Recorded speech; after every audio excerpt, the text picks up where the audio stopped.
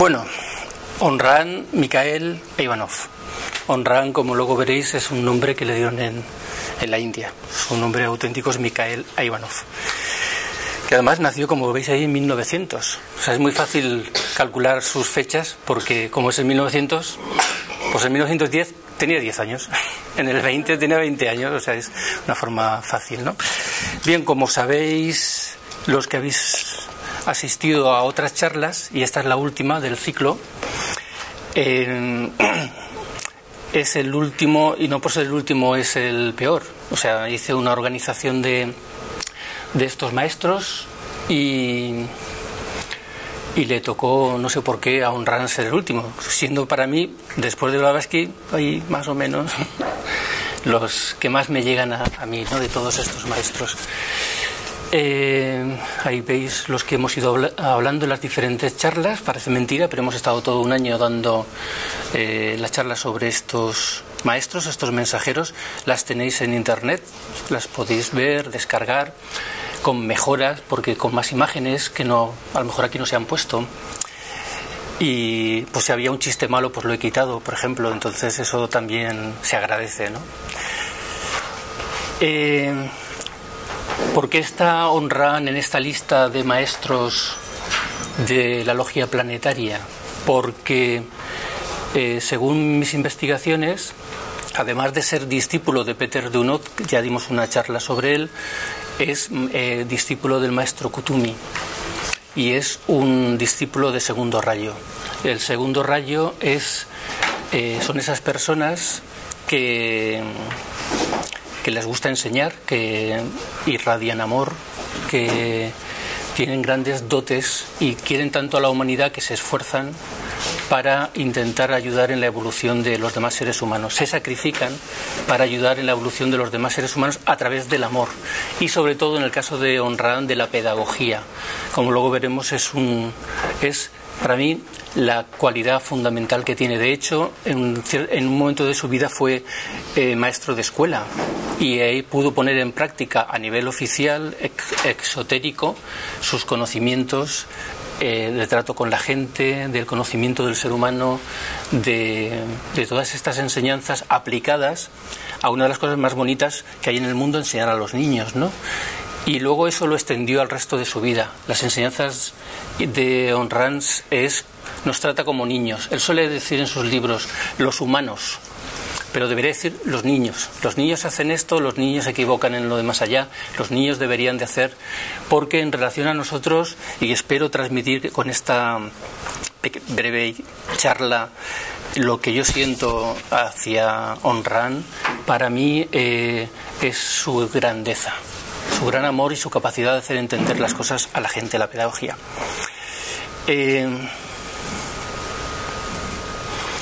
Como también hemos dicho en todas las charlas, estos maestros en realidad dan una única enseñanza. Se le puede llamar teosofía, se le puede llamar sabiduría eterna, que le llamaba Torcón Saraidarian, se le puede llamar ciencia iniciática, es el mismo conocimiento. Lo que cambia es, en este caso, cómo se transmite ese conocimiento, y Honran tiene su propia forma. A mí particularmente me agrada que en un nivel tan elevado, por lo menos para mí, evidentemente, yo hablo desde mi punto de vista, en un nivel tan elevado como es un Krishnamurti, un Blavatsky, un Honran, que aunque tengan iniciaciones, aunque estén al servicio de la jerarquía planetaria, tienen su propia forma de ser, tienen su carácter, tienen su rayo y dan las enseñanzas a su manera. Y entonces, el día dentro de no sé cuántos miles de reencarnaciones que yo consiga ser un maestro o un discípulo de un maestro, la pienso dar a mi manera. Y yo, por ejemplo, como ya puse en una conferencia, me llevaré mi perrito y estará siempre conmigo. Aquí no lo puedo entrar porque Rafa no me deja que meta el perro. Pero estará aquí siempre conmigo y la daré a mi manera. Eso es algo bonito porque denota que la jerarquía planetaria, los maestros que dirigen la evolución de la humanidad, no es algo tan estricto, no es algo tan prefabricado, ¿no? Sino que hay libertad para que un ser humano se exprese con sus propias características de rayo, etcétera. Y Antes que nada, como este vídeo se va a poner en internet, y también por si hay alguien de aquí es seguidor de Ayn Rand, de Peter Dunod, y pertenece a la Fraternidad Blanca Universal, que es la organización que creó Peter Dunod y que luego amplió y hizo crecer por todo el mundo Ayn Rand desde Francia, yo quiero dejar muy claro que yo no pertenezco a la Fraternidad Blanca Universal, tampoco pertenezco a la Sociedad Teosófica, tampoco pertenezco a la Escuela Arcana del tibetano, ni a ningún otro grupo que haya por ahí. Como mucho al grupo de estudios teosóficos que hacemos aquí, pero no es un grupo a nivel de organización, es un grupo de gente que simplemente estudia, ¿no? Lo digo porque seguramente la mayoría de la gente que está en la Fraternidad Blanca Universal de Ivanov tendrá más conocimientos que yo, conocerá mejor al personaje, conocerá mejor la enseñanza y tal vez sería quien tendría que dar la charla, ¿no? Yo lo hago desde mi devoción, desde mi amor a este maestro, y pido disculpas por cualquier error que pueda cometer. No tengo ningún otro interés que difundir las enseñanzas y el ejemplo que dio Ayn Rand siempre. Y otro elemento que también quería destacar es que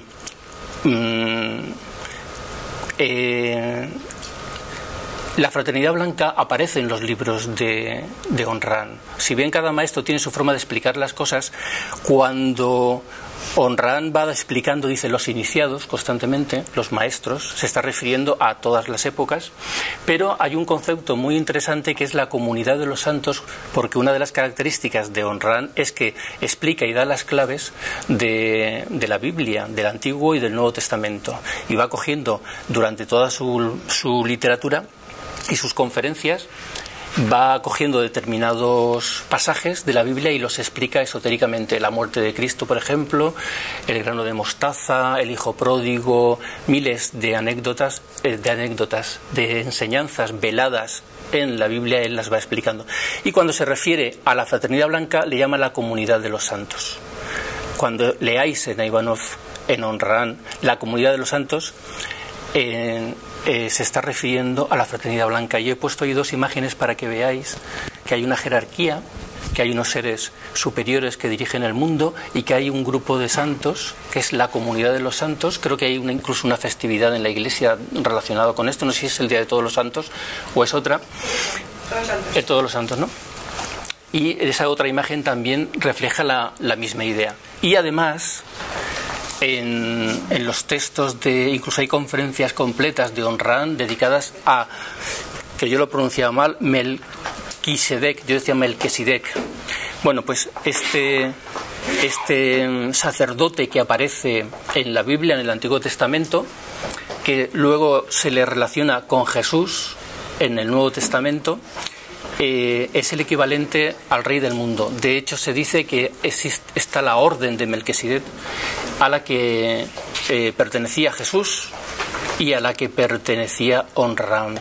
Pero son palabras, son conceptos para hablar de lo mismo. Está hablando de la Fraternidad Blanca y Melquisedec sería el equivalente al rey del mundo, que es el Sanat Kumara en la jerarquía planetaria. También es para los que me escuchéis por primera vez, yo hablo de todas estas cosas con cierta naturalidad. Yo doy por hecho que los que venís aquí, estos conceptos los tenéis más o menos claros o los conocéis. Hablamos del rey del mundo, hablamos de jerarquía planetaria, estamos hablando de seres más evolucionados que el hombre que dirige la evolución del planeta. Todo eso, visto desde cierta perspectiva, parece de locos. Pero yo entiendo que los que estáis aquí o ya estáis locos como yo, o bueno, saldréis de estampida en cuanto diga 3 o 4 cosas más, ¿no? Bien, entonces también os recuerdo que estas charlas que yo doy se centran mucho en la parte histórica, biográfica de los personajes, porque parece que no, pero son grandes desconocidos para muchos y se confunden conceptos. Hay quien confunde a Peter Dunod con Ayn Rand y no sabe muy bien si era búlgaro o era francés. Claro. Entonces, a mí me gusta siempre dar una pincelada biográfica para poder situar en su contexto el personaje. Todo maestro, por más que la enseñanza es la misma, la enseñanza es la ciencia iniciática, nació en un lugar, tuvo padres, sí, era pequeño, hizo travesuras de pequeño, tuvo que ir construyéndose internamente, convirtiéndose en maestro. Nadie nace maestro, se tiene que convertir, tiene que conseguirlo. Entonces, en la vida de Don Rand hay unos periodos muy claros. Hasta el 17 le he llamado la búsqueda. Del 17 al 37, la época de discipulado. Del 37 al 59, el hermano, ya le explico por qué, y a partir del 59, el maestro. Entonces, la búsqueda esa es su madre, Dolia, porque Rand ya de pequeño, desde muy joven, iba buscando el mundo invisible, iba buscando el conectar con la otra realidad, y en cuanto pudo y cayó en sus manos la Biblia y el personaje de Jesús, le impactó y le maravilló, y de hecho siempre ha seguido de alguna manera explicando, como he dicho, la religión cristiana. Luego encontró a Buda, el budismo, y luego empezó a leer todo tipo de libro de la teosofía, de la antroposofía, de sabios de la India, europeos, americanos. Todo lo que caía en sus manos, leía horas y horas y horas. Y no solamente eso, sino que todos los ejercicios que ahí se iban dando de desarrollo de chakras, de viajes astrales, de los colores y la influencia de los colores, todo eso lo iba poniendo en práctica.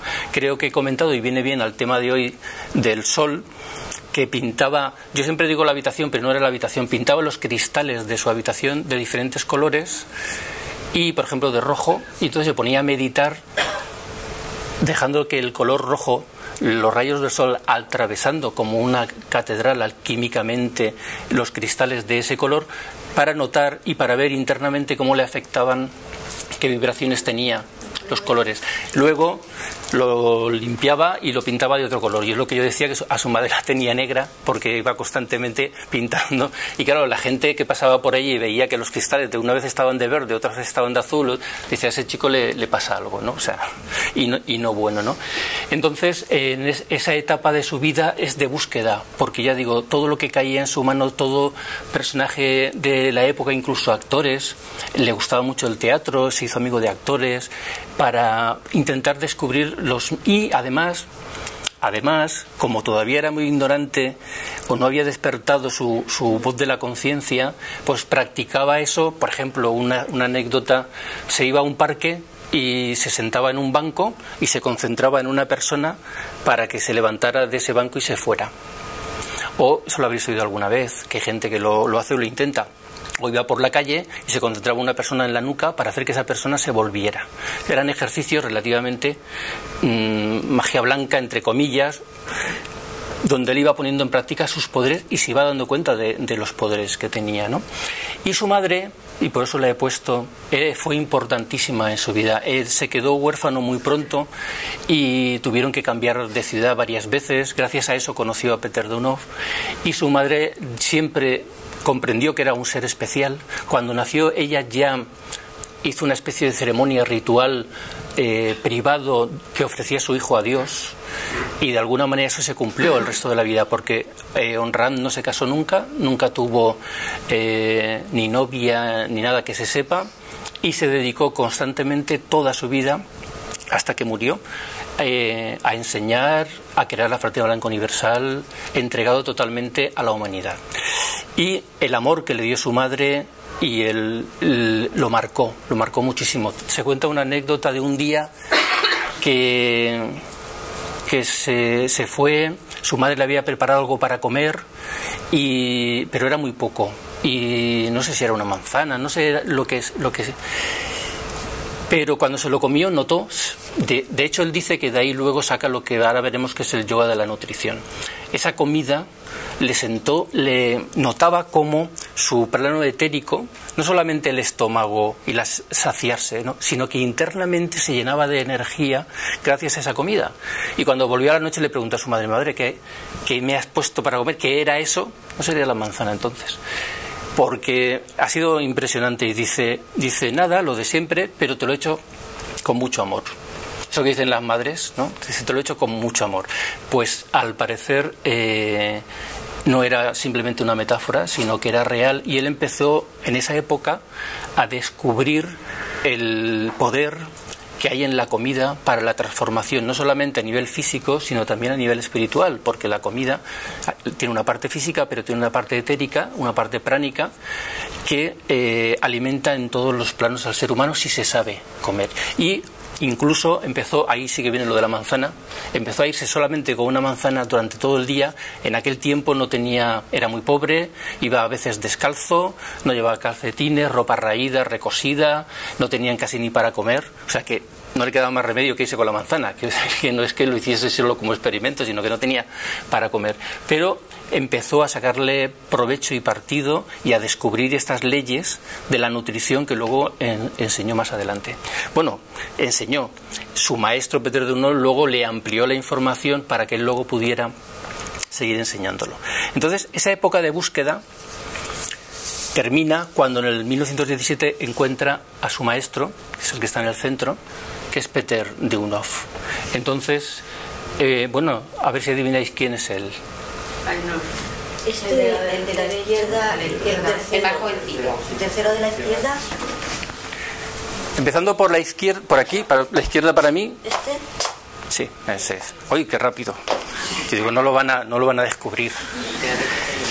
Bueno, pues ahí empezó una de las épocas más felices de su vida. Tal vez la más feliz de su vida, porque cuando tienes, él habla mucho de la relación maestro-discípulo, ¿no?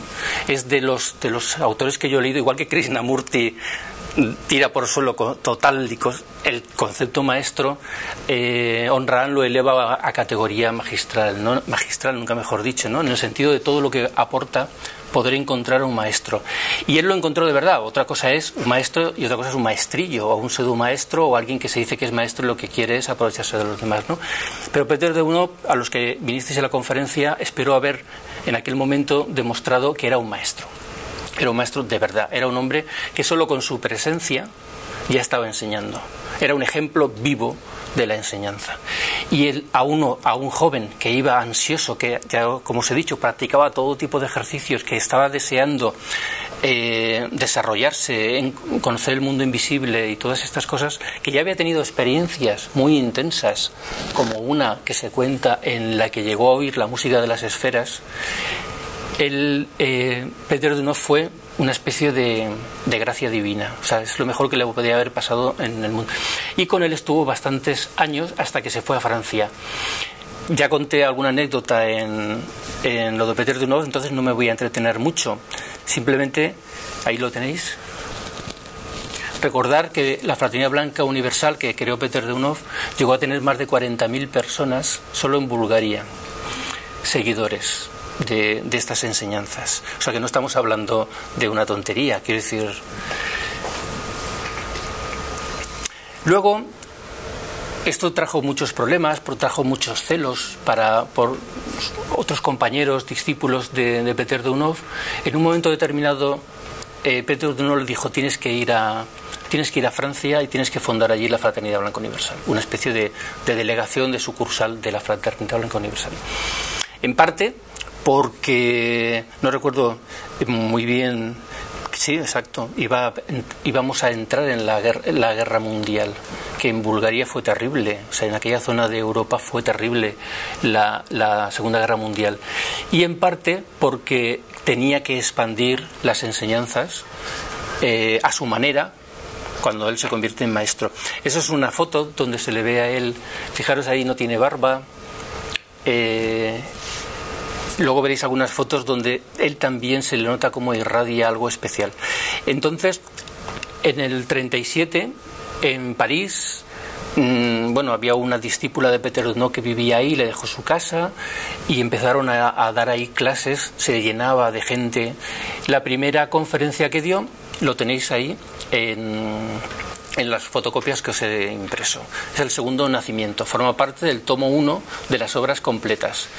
Entonces no os lo leáis ahora, simplemente que sepáis que esa es la primera conferencia que dio en París para iniciar esta nueva etapa. ¿Y por qué he puesto el hermano? Porque todos los que empezaron a asistir a sus conferencias, todos los que empezaron a practicar con él los principios y los ritos y las meditaciones, todo lo que él traía, que le había enseñado Peter Dünhoff, le empezaron a llamar maestro, era el hermano Michael. O sea, y era la forma en que se relacionaban con él, el hermano Michael.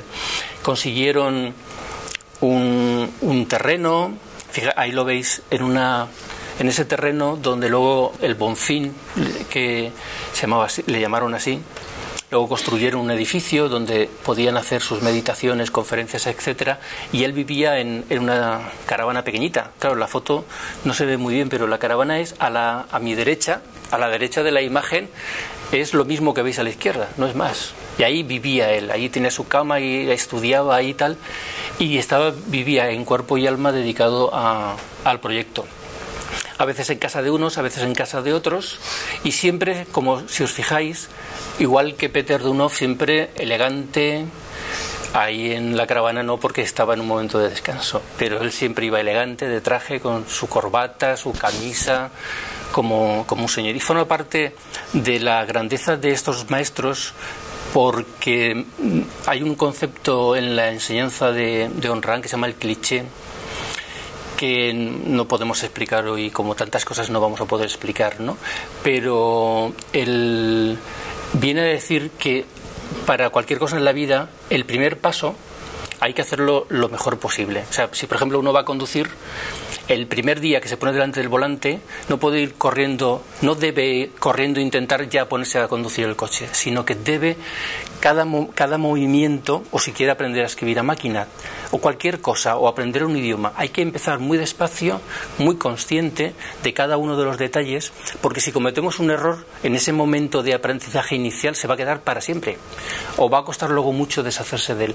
Entonces, tanto Peter Dünhoff como Ayn Rand, con su forma de vivir, con su ejemplo diario, y estamos hablando de un señor que murió, creo que era el 86, el 87, desde 1900, o sea, estuvo toda su vida, por lo menos el periodo desde Francia hasta su muerte son 40 y tantos años, dando ejemplo todos los días. Esto es más importante de lo que parece, dando ejemplo todos los días. O sea, no, hoy me encuentro mal y entonces me cabreo y insulto, y hoy me encuentro bien y soy el más amigable del mundo. No, todos los días un control, y ese control llegaba hasta el punto de la limpieza, de la higiene física, de la ropa, de la combinación de colores. Por otro elemento que lo veremos, porque él llegó a ser un ser completo. El principio femenino y masculino los tenía integrados. Entonces, eso es otro elemento importante, porque eso ya ha quedado para la posteridad. Es como sus conferencias. Sus conferencias, más de 5.000 conferencias dado en todo este periodo de su vida, sobre todo desde el 37. Si las leéis, yo no me lo he leído todo, pero yo me he leído muchísimo de Ayn Rand, todas las obras completas y casi todas las de Idbor, y luego gracias a un amigo de Reus, que es de la Fraternidad Blanca Universal y que tiene una página web, y que ahora veréis la dirección para el que quiera bajarse o contactar conferencias, vais leyendo las conferencias y las enseñanzas se complementan. O sea, si hablan del amor y de la sexualidad en el 38, y luego leéis una conferencia que en el 75, por poner dos ejemplos, con esa veis que es lo mismo, con ampliaciones, con otras ideas que van completando y no se contradicen. O sea, todas sus conferencias se complementan y no se contradicen, y va dando información que se va ampliando conforme vas leyendo y estudiando más, que ahí ahora me dedicaré a eso. Le encuentro un parecido a Blavatsky, y ahora veréis dónde encuentro yo el parecido a Blavatsky. Bueno, esa es la casa de Bonfim, y eso es Izgrev. Izgrev es un lugar de Bulgaria, donde Peter Dünhoff daba sus enseñanzas y tal, y le llamaron Izgrev también a ese lugar. Entonces, en esos dos lugares, en diferentes épocas del año, se reúnen, dan sus charlas, sus conciertos. La música y el canto es muy importante en esta enseñanza. Ellos se reúnen en Navidad, se reúnen en Pascua, hablo de la Fraternidad Blanca Universal, y también desde el 22 de marzo hasta no recuerdo qué día de septiembre. Son unos meses en los que todos los días van a la salida del sol, porque ver la salida del sol y meditar a la salida del sol, que es el Surya Yoga, es el eje de la charla de hoy, forma parte de la enseñanza de la fraternidad y de la práctica de la Fraternidad Blanca Universal. Ahí tenéis, si queréis le hacéis una foto o os lo anotáis, porque tenéis la web de la Fraternidad Blanca en España. Les estoy haciendo propaganda, pero yo no pertenezco a la Fraternidad Blanca, pero el que quiera no va a ir a un mal sitio, todo lo contrario, es uno de los grupos esotéricos que existen hoy en día, más auténticos, más serios, y que realmente si conecta tu rayo con las actividades de ellos, te puede ayudar a avanzar internamente. Teléfono de contacto en Madrid. Esos son los centros que hay en España. En Valencia no hay ningún centro de la Fraternidad Blanca Universal. Bueno, Onram no escribió nunca nada, ni una dirección en un papel, nunca escribió nada. Él solo dio las conferencias, y sus discípulos iban reuniendo de las conferencias los diferentes temas y iban componiendo los libros. Él luego les daba un vistazo y les daba el visto bueno. Por eso en todos los libros que veáis de Onram pone una frase al principio: tenéis que tener en cuenta de que esto es una enseñanza oral y por lo tanto no tiene un estilo literario. Al principio las conferencias de Onram se cogían taquigráficamente. Luego, conforme fue avanzando la tecnología y tal, se hizo con cintas de grabar, ¿no?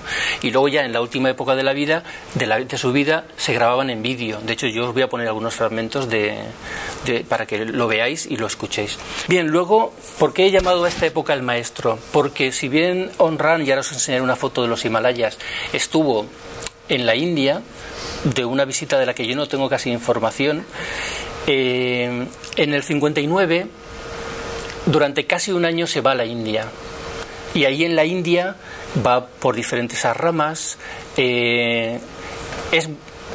no busca, aunque iba a hablar con él, con Babaji, un maestro que allí es súper conocido y muy respetado.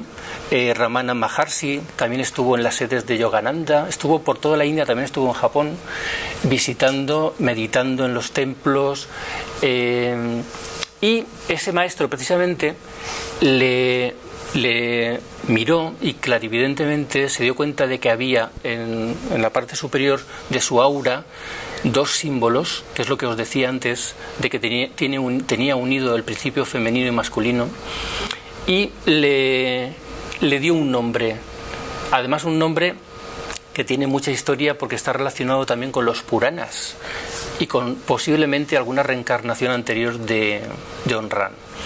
Pero de ahí no me quiero extender en ese tema porque es un poco complicado. Pero Onram es el nombre que se le dio en la India. Todos lo reconocían como maestros, como incluso enseñó a los hindúes cosas que maestros de allí ni siquiera sabían, por ejemplo explicaciones sobre el lingam que ellos no los tenían demasiado claras y él se las explicó con su sencillez. Y ahí tenéis Onram, en realidad son dos palabras: Om, la célebre frase de los mantras, y Ram, que en francés se pronuncia con dos as, ¿no? Y ese nombre que le pusieron en la India, que se lo puso un maestro en la India, lo llevó yo para el resto de su vida.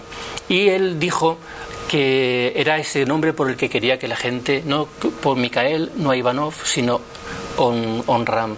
Y cuando volvió, a partir de ese momento que volvió otra vez a Francia, ya no le llamaban el hermano Mikhail, empezaron a llamarle el maestro, Onram. Hubo un cambio muy grande, o sea, además, un cambio, es una imagen en los Himalayas. Un cambio tan grande que la gente que le conocía, a sus discípulos que lo vieron, dijeron: bueno, si es que se parece a Peter Dunov, que es lo que vimos en la conferencia de Peter Dunov. Yo creo que esa foto, bueno, me imagino que ya veis que el de la derecha es Onram, ¿no? O aquel es Peter Dunov y este es Onram. Yo creo que se hizo la foto haciendo el gesto para luego liarnos, ¿no? pero el parecido es hasta físico y además demuestra eso que dicen de que los perros se parecen a sus amos o los amos se parecen a sus perros. Él estaba tan integrado, porque no sé si lo sabéis, pero lo que normalmente hacía Onram no daba clases, no daba cursos, y ahora vamos a hablar del tarot y se pone a explicar metódicamente el tarot. No, él se ponía, había un minuto de silencio, sacaba un librito que tenía con frases de su maestro. Me imagino que él ya habría pensado antes, y a veces no, a veces simplemente decía quien quiera que pregunte. Entonces hacían preguntas y entonces él improvisaba la conferencia, o leía esa frase de su maestro y luego la explicaba y la ampliaba. Esa era la forma que él tenía de dar, sobre todo después de la salida del sol, o después de comer, de la comida por la tarde, o por la noche. Había varios momentos en el día en el que él daba sus conferencias, y tenía tal devoción a su maestro que hasta físicamente le cambió, y cuando volvió de la India parecía otro, y a partir de la nariz es lo que es distinta, pero bueno, hombre, claro, si una persona se peina de determinada manera y se corta la barba de determinada... a mí. Sí, yo quiero ser como... Pero como yo tengo mi devoción dividida entre Blavatsky y Onram, no sé qué va a salir. No sé qué va a salir de ahí. Claro, entonces mejor me callo en ese sentido. Bueno, entonces, en este panorama que estamos viendo por encima, sin detenernos demasiado, el legado tiene dos grandes niveles. Uno es la Fraternidad Blanca Universal, que continuó por orden de su maestro, y otro es la enseñanza que transmitió a través de sus conferencias, los libros y los vídeos. Ahí tenéis el símbolo de la Fraternidad Blanca Universal. No se ve muy bien allí, pero es un ancla. Hay unas manos que están como echando agua, a través de la mano cae agua, y está la cuerdecita del ancla. Entonces, el círculo que rodea todo, que es el sol, el ancla, que es el eje, simbolizando el equilibrio, como en los egipcios, con el pilar de la estabilidad, además anclado, el anclaje al mundo espiritual. Las manos con el agua es el símbolo de Acuario. Acuario, no sé si lo sabéis, los que somos Acuario lo sabemos. Es el dador, ¿no?, de agua, es el que se conecta con lo superior.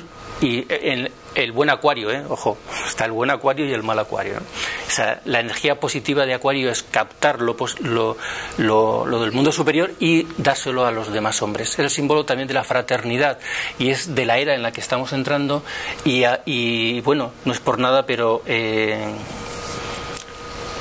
Onram era Acuario, como yo, o yo soy Acuario como él. No recuerdo la fecha que ponía, pero es Acuario. Y es el símbolo y luego está la cuerda, que está relacionada con la escalera de Jacob, que es lo que permite conectarse el mundo material con el mundo espiritual. Es un símbolo que uno dice sencillo, uno lo ve y dice es de marineros, ¿no?, por lo del ancla y tal, ¿no?, pero sin embargo tiene su profundidad, y lo tienen en sus sedes en todo el mundo. Ahora, es un símbolo antiquísimo. Esa imagen que yo os he puesto es de Roma, y había de otras civilizaciones, pero no quería yo extenderme demasiado. Entonces, la Fraternidad Blanca Universal trabaja en varios niveles. O sea, si os hicierais miembros y participarais de las actividades, lo primero es el intentar vivir el concepto de fraternidad universal, lo que pone ahí, vida fraterna. Viven en comunidad, no siempre, no todos los días del año, sino en esas épocas que os he dicho. Van juntos a ver la salida del sol, comen juntos, tienen grandes dormitorios para dormir por la noche, y hacen actividades, por ejemplo, pues la preparación de la comida, o si están construyendo todo eso se lo hacen ellos. Cultivan la tierra, tienen una serie de actividades que las hacen en comunidad, e intentan vivir estos preceptos fraternos en esa vida en comunidad, ¿no? La meditación es importantísima, forma parte de sus actividades. La gimnasia, que ahora os pondré un vídeo de la gimnasia de Onram, que es como un yoga occidentalizado, o sea, en vez de, como vimos con la paneurritmia también, ¿no? O sea, que está relacionado con las danzas sagradas, sufís, los valses incluso. La gimnasia le hizo más hincapié a Ran en el tema este, porque es una especie de hatha yoga muy sencillo. Veréis que se hace vestido incluso de traje. O sea, no es brusco, y sin embargo está jugando con el plano etérico y está jugando con los chakras, para que, si se hace sobre todo a la salida del sol o muy temprano por la mañana, favorezca el desarrollo de las energías y la canalización de las energías. Y se parece mucho, de alguna manera, al tai chi, esto que hacen los chinos por las mañanas y tal, que todos conocéis, ¿no? La música es importantísima. ¿Decías? La música es importantísima, sobre todo el canto, también tocan instrumentos. Él tocaba el violín, Ram, hacen conciertos, los coros, y hay muchas conferencias dedicadas a explicar la parte esotérica de, por ejemplo, los coros, como para hablar en la música lo que es la voz humana, lo importante que es la voz humana, que está muy relacionada con los mantras, porque el sonido cantado produce unos efectos a nivel interno que no los produce, por ejemplo, si solo es en la mente, y que si además es un coro donde diferentes voces se unen. A nivel esotérico se dice que los gandharvas, los seres invisibles, se acercan y irradian bendiciones sobre las personas si lo hacen bien, porque como hagan un gallito o canten mal, pueden atraer otro tipo de seres, ¿no? El Rani Yoga es el yoga de la nutrición que os estaba diciendo, y luego están sus conferencias, libros y vídeos. Ahí tenéis una imagen de Lopanorritmia. Se pueden llegar a unir cientos de personas en grandes escampados. En el centro, no sé si se ve ahí, suele haber un grupo de músicos con violines, y los demás van siguiendo unos movimientos que los instauró Peter Dunov, que se lo saben de memoria y que van practicándolo. Y la gimnasia, pues quería que vierais un pequeño vídeo.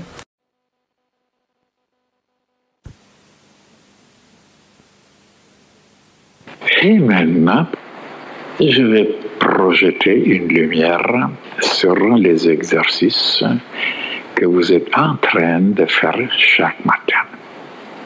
Comment les initiés comprennent les choses? Alors, tout ce que nous faisons, s'il est lié avec les trois mondes, non seulement dans le monde physique, matériel, mais lié maintenant avec l'âme, ça veut dire avec un sentiment, oui, qui est d'une autre puissance, et après de le lier avec le monde mental, d'avoir une idée, une pensée. Et comment alors là on peut faire les choses de cette façon dans les trois mondes pour que ça soit efficace? Quand la parole devient puissante, alors, quand elle est liée avec un geste, avec un sentiment, avec une pensée, avec une intention, avec une volonté, vous commencez la gymnastique.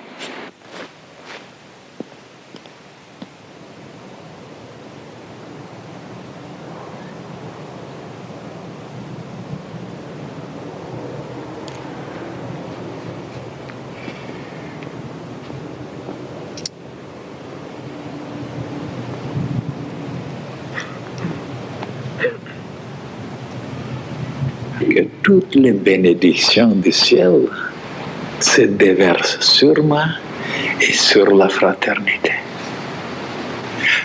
Pour la gloire de Dieu, de nouveau. 6 fois comme ça. Que toutes les bénédictions du ciel se déversent sur moi et sur la fraternité. À ce moment-là, vous déclenchez déjà les bénédictions. Et quelque temps après, vous commencerez à les sentir. Et même les autres commenceront à les voir. De cette façon, vous aidez la fraternité.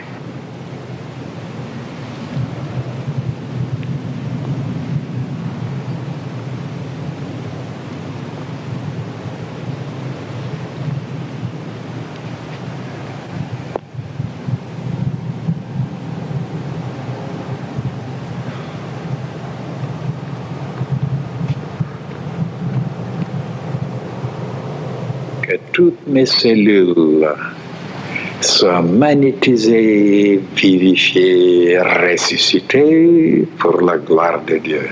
Que toutes mes cellules soient magnétisées, vivifiées et ressuscitées pour la gloire de Dieu.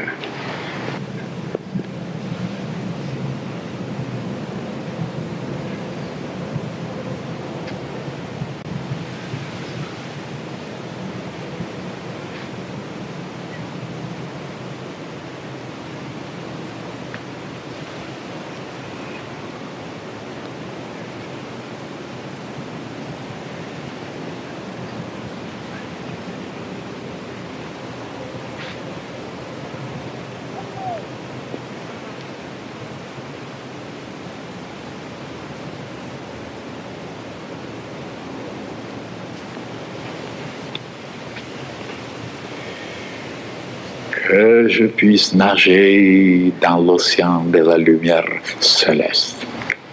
Que je puisse nager dans l'océan de la lumière céleste pour la gloire de Dieu, toujours pour la gloire de Dieu, pour rien d'autre. Oh là, c'est marqué, c'est noté en haut, il vous observe, il dit, voilà un ouvrier qui travaille pour la gloire de Dieu. Vous êtes noté quelque part.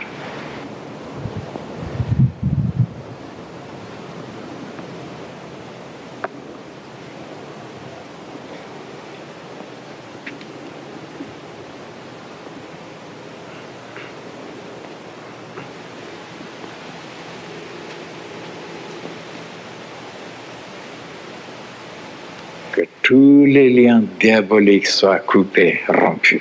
Tous les liens diaboliques soient coupés. Tous les liens diaboliques sont coupés pour la gloire de Dieu. Pour la gloire de Dieu.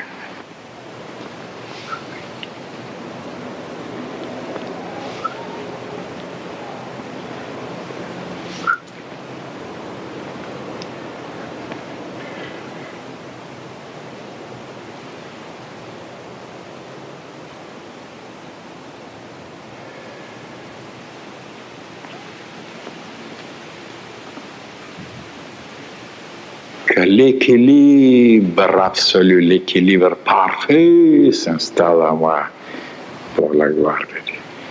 Et si à ce moment vous pensez à d'autres choses, vous allez tomber. Comme je disais un jour, pour l'équilibriste dans le cirque, tout ça, et si alors ils commencent à faire des choses, ils ne réussissent pas, ils tombent, ils se cassent, ils sont morts. Il faut qu'il soit complètement concentré seulement sur une pensée, qu'il n'y a pas d'autre chose. Autrement, on perd l'équilibre. Parce que le centre de l'équilibre se trouve dans les oreilles. Et les oreilles sont le symbole de la sagesse. Alors, il faut être très raisonnable pour pouvoir garder l'équilibre. Pour garder l'équilibre, il faut être très intelligent, de ne pas transgresser certaines lois pour basculer les choses. Oui.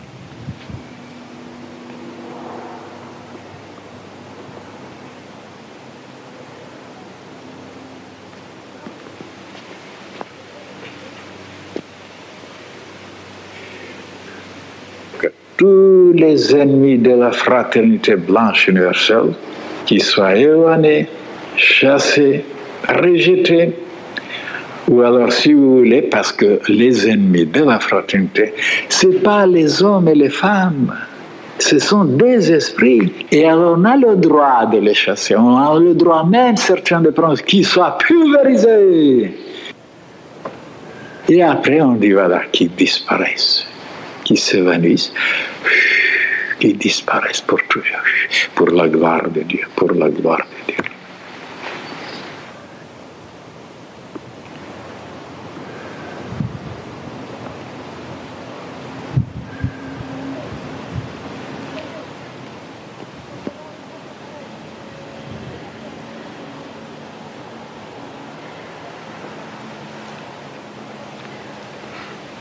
Et après la souplesse,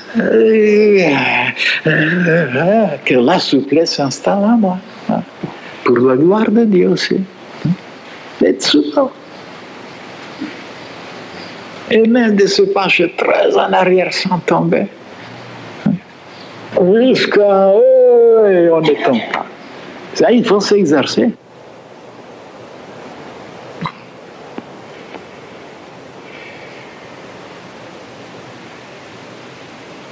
Que toutes les bénédictions du ciel se déversent sur moi et sur la fraternité.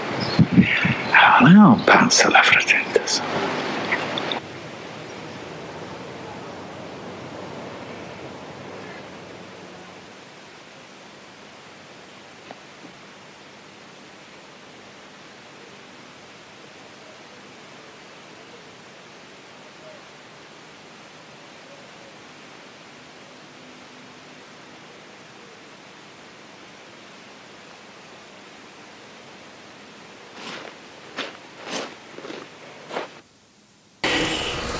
Bueno, continúo. Vida en común, fraternidad, lo que estaba diciendo, por ejemplo, hay todo un ritual a la hora de comer, porque debe ser en silencio.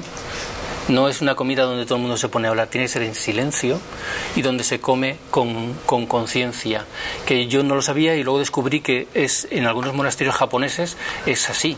Es una forma de tomar conciencia. Una de las cosas interesantes de las enseñanzas de Ayn Rand es que él considera que cualquier momento de la vida cotidiana sirve para perfeccionarse. Él no considera, esto es como lo de ir a misa los domingos, y uno es cristiano o católico si va a misa y el resto de la semana ¿qué? ¿No? Entonces él dice, desde que nos levantamos hasta que nos acostamos, cuando comemos, cuando nos duchamos, cuando hablamos con la gente, cuando caminamos, cuando estamos haciendo un trabajo, todo es una oportunidad de meditar, de aprender, de crecer, todo, absolutamente todo, si se hace con conciencia. Entonces, en esa vida en común, en fraternidad, se esfuerzan en que todo lo que hacen, sobre todo la comida, la ducha, etcétera, se haga con conciencia para ese desarrollo interior. Y luego, al final, si da tiempo, explicaré esa lucecita que veis. ¿Veis esa luz que hay en la cabeza? Tiene un misterio, pero luego lo diré. Y aunque no haya tiempo. Si alguien se tiene que ir, lo siento. No, porque sale en varias fotos distintas y en diferentes años. Bien, la música y el canto, como os estaba diciendo, es muy importante. Dan conciertos, la vida cultural, siguiendo las enseñanzas de los Roerich, en paralelo, por decirlo así. La cultura, la belleza es importantísimo también para el desarrollo y ellos lo practican. El yoga de la nutrición le da el nombre de Rani, y hay un tomo entero dedicado a esto, y habla constantemente, porque el tema de comer, el respirar también es comer, porque el aire lo estamos asimilando, la comida, lo que pasa en la boca a nivel etérico cuando nos comemos algo. Él explica no solamente la parte física, sino la parte etérica de comerse algo. ¿Qué principios están jugando en la boca? Hay un librito, hay una conferencia que se llama Los principios que en la boca, y explica todo eso. Y lo practican en sus comidas. Las conferencias, es lo que os decía antes, durante toda su vida, más de 5.000 conferencias, no todas están transcritas, aunque los tomos, las obras completas se cerraron. Llega, no sé si es al 30 y tantos, ahí lo tenéis en lo que os he dado, y se supone que eso son obras completas, pero según lo que este chico de Reus está reuniendo, hay muchas más por ahí que no están en los libros. Fijaros al final de su vida la cantidad de gente que se reunía. Veis que es algo sencillo, no es aparatoso, no es algo ritualístico como por ejemplo la masonería, medio oscuras, ¿no? Aquí prima la luz, prima el color, priman los símbolos más sencillos y los colores más sencillos. Es un ejemplo de sus conferencias. Los libros, ya tenéis ahí la lista de todos los libros que hay. vídeos, se pueden comprar vídeos en YouTube. Hay, de hecho, la editorial Prosbeta tiene un canal en YouTube donde tiene unos 15 cortos, que ahora os voy a poner yo un par, y se pueden comprar, pero están en francés. Lo que pasa es que están subtitulados, entonces se pueden ver con subtítulos. Subtitulado algunos solo en inglés y otros en castellano. Los que están en castellano son muy pocos. No creo que haya más de 10 subtitulados en castellano de los que tienen. Pero van saliendo, cada X tiempo van saliendo. Yo tengo 6 vídeos comprados. Y también hay CDs de música compuesta por Peter Deunov y por miembros de la Fraternidad Blanca Universal. Todo eso en la editorial Prosbeta, si lo buscáis en internet, lo encontraréis. Y ahora viene lo que yo quería explicar con un poco más de profundidad, aparte de lo del sol. La clave de la enseñanza de Ayn Rand, ya lo he dicho antes, es la teosofía, es la ciencia iniciática, la enseñanza, la sabiduría perenne, como lo queréis llamar. Si leéis cuando los que no habéis leído leáis a Ayn Rand, veréis que habla de lo de siempre, habla de los viajes astrales, habla de los chakras, habla de la Atlántida, de la Lemuria, habla del prana, son los mismos temas del esoterismo tradicional, de la teosofía tradicional, pero con el gran don que él tenía de explicarlo de una forma para niños, que todo el mundo lo puede entender. Y yo lo he comparado con Blavatsky porque ambos, desde mi punto de vista, se parecen en lo siguiente. Blavatsky escribió sobre todo la doctrina secreta, no sé quién de vosotros si conocéis o no, os suena la doctrina secreta, hoy en día en 6 tomos en la editorial Kier, y se le suele acusar de que eso es un batiburrillo, ¿cómo se dice eso? Un batiburrillo de enseñanzas una detrás de otra, deslavazadas, y empieza con un tema, lo deja, sigue con otro y cosas por el estilo, ¿no? Entonces, lo que mucha gente no sabe es que eso lo hizo así conscientemente. O sea, Blavatsky, por orden de sus maestros, escribió de esa manera la doctrina secreta porque el discípulo, o sea, el que quiere aprender de verdad, hay una diferencia gigantesca entre lo que es un alumno y un discípulo, porque un alumno es una persona que solamente se llena la cabeza de datos y no tiene realmente interés en aprender. Un discípulo es el que quiere realmente aprender. Entonces, el que quiere realmente aprender y se lee la doctrina secreta, va leyendo, va tomando notas, va viendo los índices, y si le interesa investigar sobre un tema, por ejemplo, pues como antes he dicho, el silencio o los chakras o lo que sea, va leyendo, va reuniendo la información, y ese ir cotejando la información en los diferentes tomos va produciendo que el cerebro vaya activándose, que partes del cerebro que no se activan se desarrollen, y algo que se llama la intuición te permite acceder a un conocimiento que no está en la doctrina secreta. Y no sé si me explico con esto. O sea, hay un conocimiento en la doctrina secreta que no está escrito en la doctrina secreta. Bien, para mí Ayn Rand hace lo mismo de otra manera. Como os he dicho, Ayn Rand no tiene... Por más que sus discípulos han compuesto los libros por temas, la balanza cósmica, ahora veremos algunos, él empieza a hablar de algo y se va y explica y no sé qué, y luego vuelve y luego te lo retoma. Y si, por ejemplo, te interesa el amor y la sexualidad, te tienes que leer muchas conferencias para ir cogiendo todo lo que al final él da sobre el amor y la sexualidad. No sé si me explico. Entonces, de la misma manera, no te lo da mascado.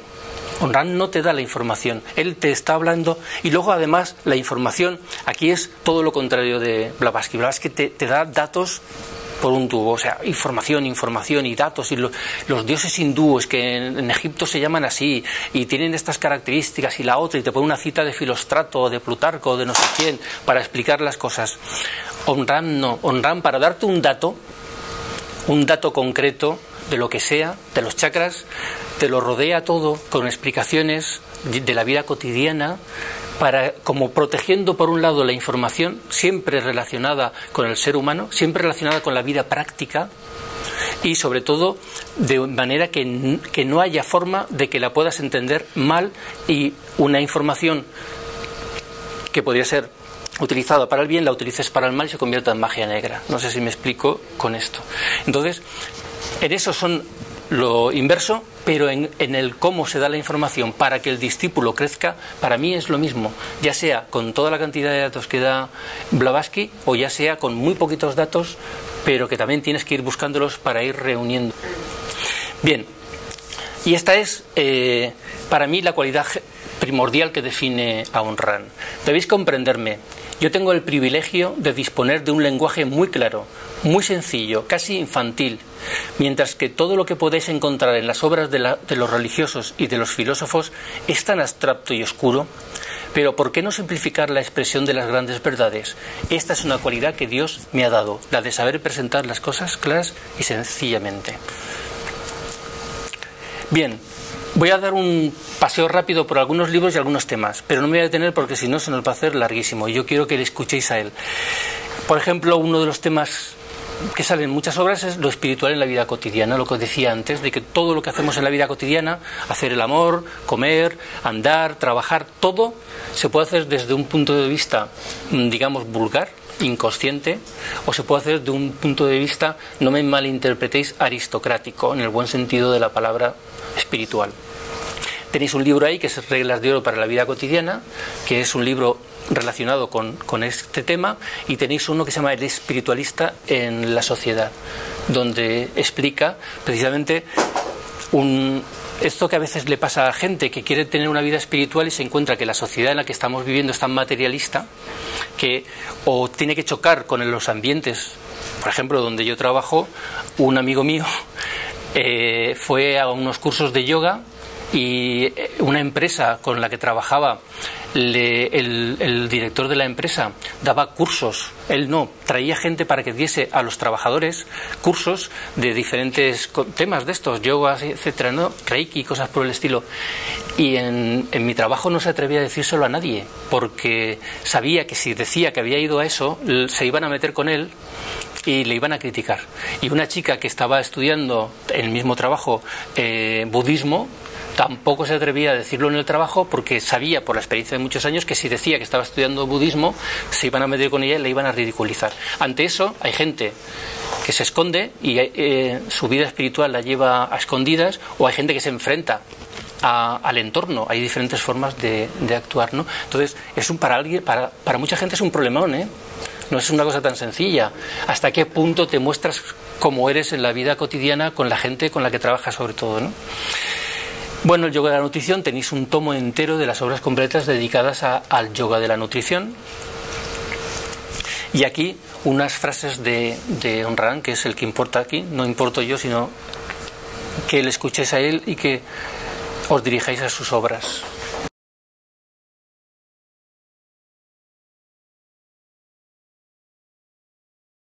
Le monde entier met la question de la nourriture à la première place. Tous tâchent de régler d'abord cette question. Ils travaillent et même se battent pour cela. Mais cette attitude vis-à-vis de la nourriture n'est encore qu'une impulsion, une tendance instinctive qui n'est pas entrée dans le domaine de la conscience éclairée. Seuls les grands initiés savent que la nourriture qui est préparée dans les laboratoires divins, avec une sagesse inexprimable, contient des éléments magiques capables de conserver ou de rétablir la santé. Non seulement physique, mais psychique, et d'apporter les plus grandes révélations. Mais pour cela, il est nécessaire de connaître dans quelles conditions ces éléments peuvent être captés et que le moyen le plus efficace est la pensée et le sentiment aussi. La pensée de l'homme est capable de retirer de la nourriture des particules subtiles, lumineuses, qui entrent dans la construction de son être tout entier. Et c'est ainsi que, peu à peu, il se transforme.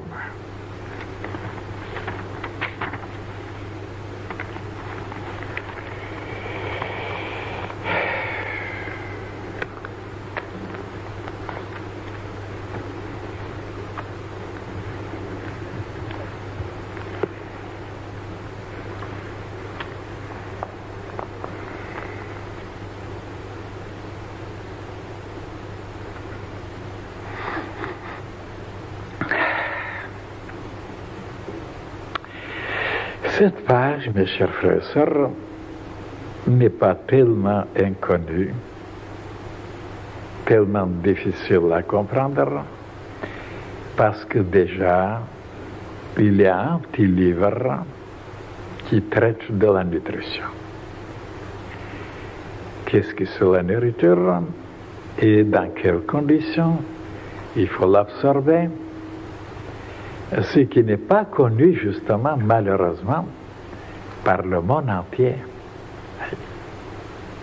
Ça, vous le savez, tous.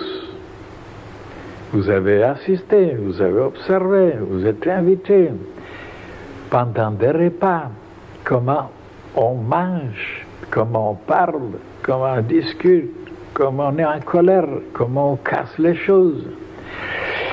Et sans se rendre compte qu'on pouvait devenir malade à la longue, bien sûr. Et maintenant, vous n'avez plus besoin même que je m'arrête sur ce sujet. Mais quand même, étant donné toujours qu'il y a le petit frère qui n'a pas entendu ça, je vais vous révéler certaines choses, même peut-être de nouvelles choses, parce que la question de la nutrition, c'est quelque chose d'immense, de large, de vaste, de profond, d'intéressant, de scientifique. Et c'est justement la seule chose que les gens n'ont pas compris comme il faut. Est-ce qu'ils ont pensé, par exemple, comment la nourriture est préparée dans les laboratoires de la nature? Et des mois et des années, comment le soleil travaille, comment d'autres esprits de la nature qui travaillent sur les arbres, sur les arbustes, sur les fleurs, sur les fruits. Qu'est-ce qu'ils sont en train de mettre en dedans? Et des choses tellement subtiles, tellement inconnues, tellement importantes, tellement extraordinaires. Et les humains n'ont jamais pensé à ça. Alors, ils savent seulement comment avaler, comment manger automatiquement, sans réfléchir, sans s'arrêter, sans comprendre, comme ça, en pensant que cela suffit. Ah oui, cela suffit pour le côté seulement physique, physiologique, anatomique, oui, biologique, mais même dans ce domaine, ce n'est pas tout à fait suffisant. Parce que vous allez voir maintenant qu'il y a d'autres choses à révéler. Alors, on ne connaît pas encore comment la nourriture est préparée dans les ateliers de Seigneur, c'est entendu, ils ne savent pas. Maintenant, bien sûr, la science étudie de savoir quels sont les éléments, quelles sont les vitamines, quels sont les, n'est-ce pas, les matériaux en dedans, ils sont en train. Mais, dans ce domaine-là, ils ont trouvé quelque chose, ils ont fait quelques découvertes, mais la façon de manger est inconnue pour eux. Ils savent beaucoup de choses maintenant, mais pas tout à fait, bien sûr, quelles sont les propriétés, quelles sont les vertus, les qualités des légumes, des fruits, ainsi de suite. Il explique, même il y a des livres tout entiers. Mais la question n'est pas là seulement de savoir. Nous ne sommes pas tellement obligés de savoir tout ce qu'il y a dans la nourriture. Mais de savoir comment manger, alors ça c'est la chose la plus importante. Pourquoi? Parce que si nous mangeons convenablement, dans les conditions les plus merveilleuses, les plus nécessaires, c'est l'organisme lui-même qui se charge de retirer, de classer, de distribuer, d'éliminer certaines choses, d'arranger, de combiner. Il est capable de faire des choses inouïes que la science n'est pas arrivée encore à égaler l'organisme humain. Donc, L'intelligence cosmique a mis dans les cellules, dans les organes, mais alors des qualités, des possibilités, une intelligence, des choses inouïes. Comment ils connaissent toute la chimie, ils connaissent toute la physique, ils connaissent toute la biologie, et qu'on considère qu'ils sont instinctifs seulement, qu'ils sont stupides, qu'ils sont ignorants, et que l'homme est seulement l'intelligent. Et comment l'homme n'arrive pas à faire les mêmes choses que ces cellules-là, qui sont alors des chimistes, mais alors extraordinaires. Alors la façon de manger est la plus importante que de savoir qu'est-ce qu'il y a dans la nourriture. Bien sûr, c'est indispensable, ça je ne nie pas. Mais un jour, on le saura, on découvrira. Ça c'est une vie. Mais de savoir maintenant comment manger, c'est la chose la plus importante. Et maintenant, comment manger? Alors, étant donné que la nature a mis dans la nourriture des éléments tellement subtils, tellement éthériques, tellement invisibles, tellement impalpables, que la science ne pourra jamais les trouver dans leur laboratoire, parce qu'il n'y a aucun instrument pour pouvoir les capter, pour pouvoir les recevoir. Donc, ce sont des éléments qui échappent à la science. Ce sont des choses tellement sublimes, tellement éthériques. Et alors, pour pouvoir les capter, ce n'est pas seulement l'estomac qui doit se mettre au travail, et même la bouche, qui est encore un estomac plus supérieur, comme je vous ai déjà expliqué, qu'est-ce qu'il y avait dans la bouche comme glande, pour retirer tout d'abord le côté éthérique de la nourriture, et c'est après de renvoyer tout ce qui est le plus grossier dans l'estomac. Et que je vous ai expliqué qu'avant même d'assimiler, de digérer la nourriture qui était envoyée dans l'estomac, la bouche déjà a reçu des choses éthériques, et les a envoyés dans le système nerveux, et l'homme qui a jeûné plusieurs jours, qui ne savait pas ni bouger ni parler, seulement avec un fruit, avant qu'il soit envoyé dans l'estomac, il regarde autrement, il pense autrement, il se lève, il parle. Donc la bouche, c'est un estomac que les humains n'ont pas découvert encore, qui prend les choses les plus subtiles tout d'abord, et c'est après l'estomac prend les choses les plus grossières. Encore une chose que les humains ne connaissent pas, même les plus grands savants ne connaissent pas, parce que je les ai vus comment ils mangeaient à table. Oui?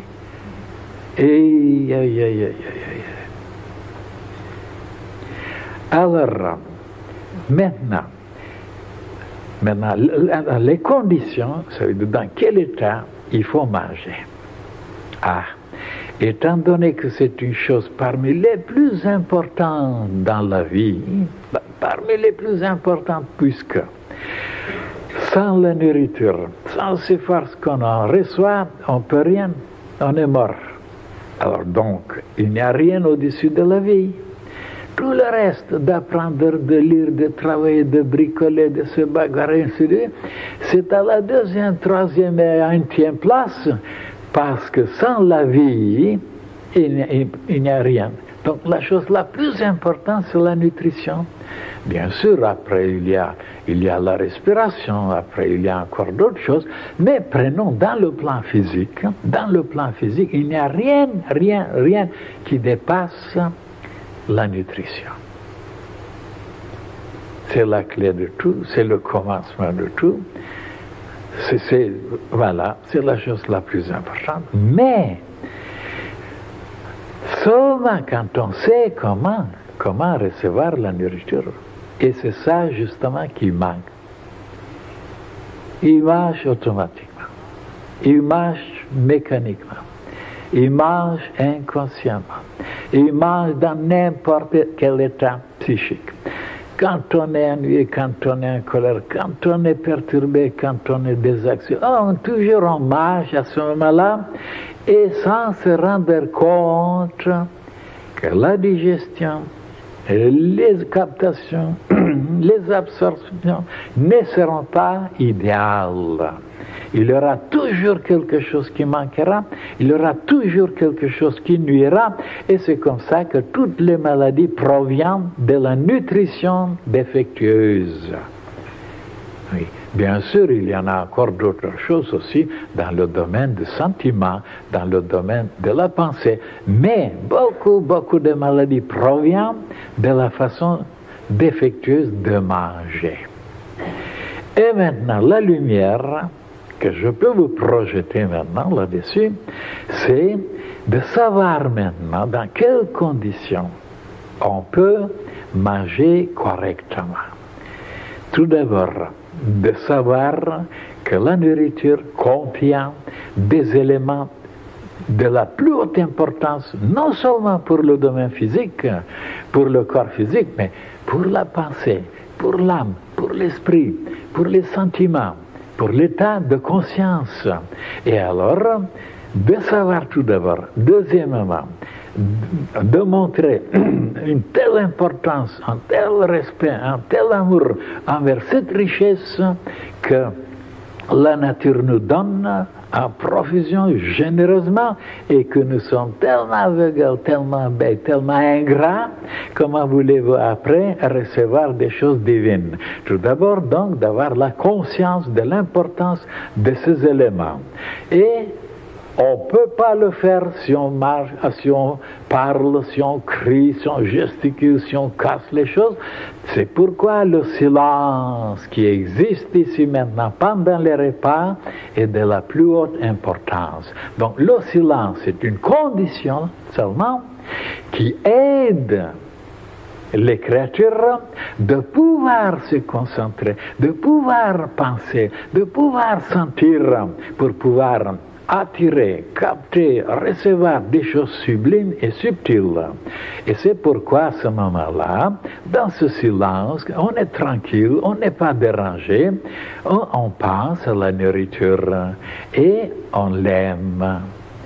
On pense à toutes ces richesses qui sont dedans, d'où elle vient, comment on l'a préparée et quelle importance. Et alors, de cette façon, avec l'amour qu'on a pour elle, et la pensée aussi, on arrive à recevoir le côté le plus subtil, le plus éternel, le plus utile de la nourriture.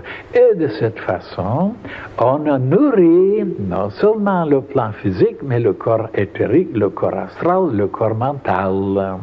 Et si bien sûr on arrive un peu encore plus haut à avoir des sentiments de reconnaissance, de gratitude, d'inspiration pendant les repas, on reçoit encore des particules plus hautes, parce que il y a de tout dans la nourriture. Dieu a tout prévu. Seulement les humains qui sont tellement descendus, tellement comme les animaux, alors ils ne reçoivent pas grand-chose. Seulement, bien sûr, des forces, des énergies pour se battre, pour crier, pour casser, pour ainsi de suite. Mais pas pour méditer, pour contempler, pour s'éloigner, pour capter, pour comprendre, pour voir, pour sentir, et pour aller jusqu'au ciel. Ils n'ont pas cette possibilité. Pourquoi? Parce que les éléments qui étaient dans la nourriture, qui les ont rejetés, les meilleurs, ils ne les ont pas reçus, ils n'ont pas la possibilité. C'est pourquoi ils n'ont pas ces forces, ces puissances, ces pouvoirs d'aller très haut pendant la journée ou pendant la lecture ou pendant la contemplation. Alors vous voyez, la façon de manger peut nous aider énormément dans le travail spirituel.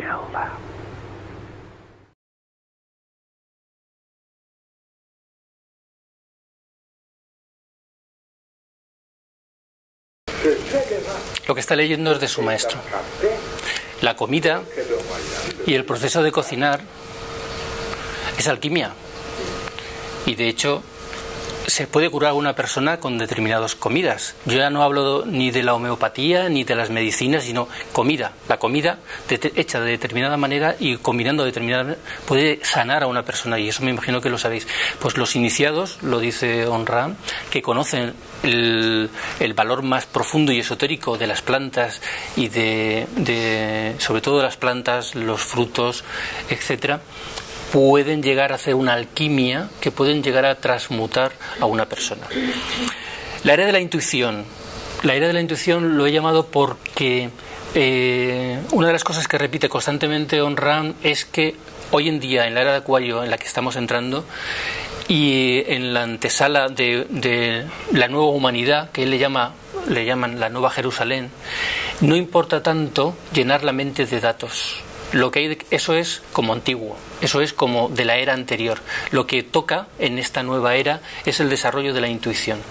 No llenar la cabeza de información y datos, sino la esencia de esos datos y vivir esos datos.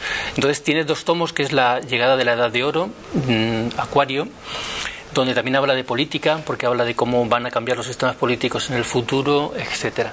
Y la vida psíquica y elementos y estructuras, que también está relacionado con la mente, el pensamiento, etcétera. La pureza es otro de los temas clave en Aun Rand, porque la pureza, en este libro todo está dedicado al tema de la pureza, los misterios de Yesod. Yesod es una séfira de la Cábala, a la que también le da mucha importancia.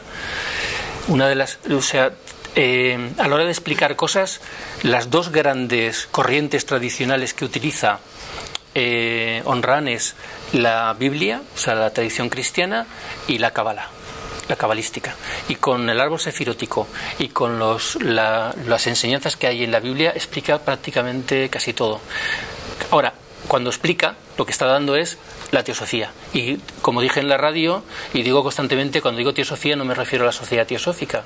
La teosofía no es de la sociedad teosófica. La teosofía es la sabiduría, la equivalencia del nombre, sabiduría divina o de los dioses. Entonces, la pureza es fundamental, porque la pureza es, como el típico ejemplo, un cristal, si está sucio no pasa la luz. Si limpias el cristal, pasa la luz. Pues eso somos los seres humanos. Somos un cristal con más o menos suciedad. Como he dicho también varias veces, los neoplatónicos decían que todo ser humano es un diamante con más o menos cubierto de barro. Ese barro que cubre al diamante son nuestros defectos, nuestros traumas, nuestra ignorancia, y quitando ese barro, limpiando el cristal, que es la pureza, es el trabajo de purificación, pasa la luz.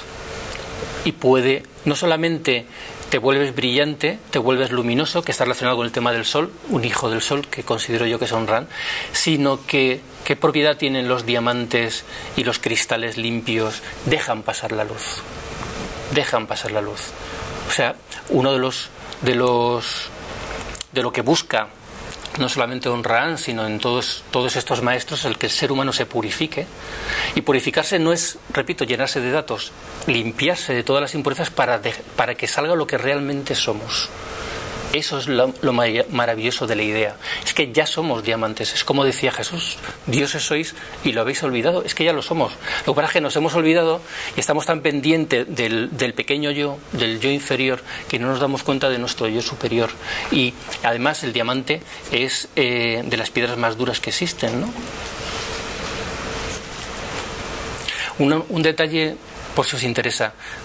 Aun Rand siempre iba con un bastón y tenía un diamante en la parte de arriba, y lo utilizaba para meditar con los colores.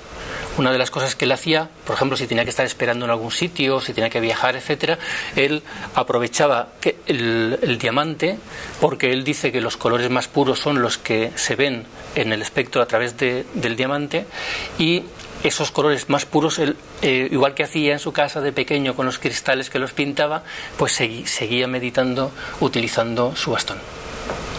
Porque él físicamente no lo necesitaba, pero el bastón con eso era una forma de llevar siempre algo que te puede permitir hacer un ejercicio de meditación en cualquier sitio.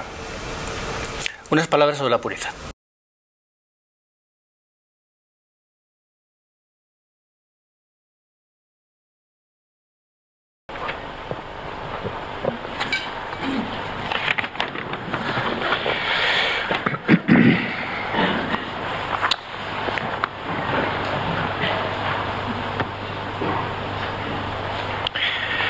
Le disciple doit s'accrocher à cette idée que la pureté est la clé de tout.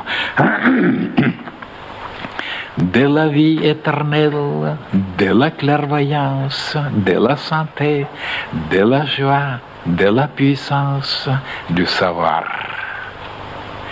Quand vous vous purifiez, la lumière entre et sort plus facilement. Et vous commencez donc à y voir plus clair, à devenir plus lucide. Les particules maladives qui nuisent à la santé sont chassées et vous devenez mieux portant.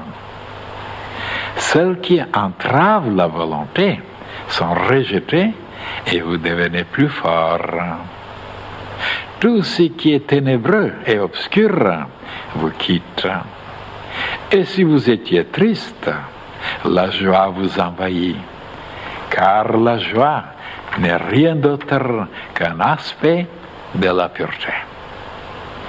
Plus on se purifie, plus on se sent léger, gai, heureux.